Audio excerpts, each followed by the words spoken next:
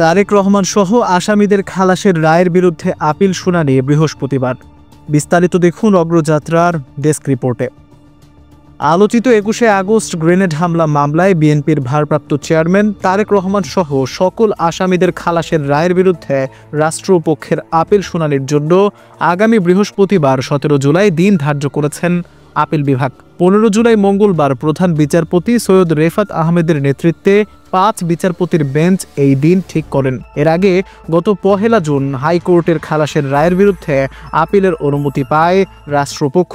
গেল বছরের ১ ডিসেম্বর সাবেক স্বরাষ্ট্রমন্ত্রী লুৎফুজ্জামান বাবর এবং বিএনপির ভারপ্রাপ্ত চেয়ারম্যান তারেক রহমান সহ সব আসামিকে খালাস দিয়ে রায় দেন হাইকোর্ট।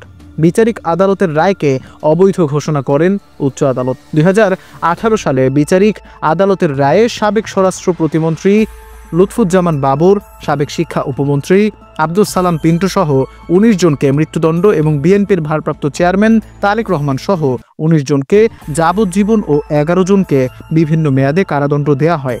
২০০৪ সালের ২১শে আগস্ট বঙ্গবন্ধু এভিনিউতে তৎকালীন বিরোধী দলীয় নেত্রী শেখ হাসিনার সমাবেশে গ্রেনেড হামলার ঘটনাটি ঘটে। ওই ঘটনায় আওয়ামী লীগের ২৪ নেতাকর্মী নিহত হন। এ ঘটনায় আহত হন কয়েকশো মানুষ।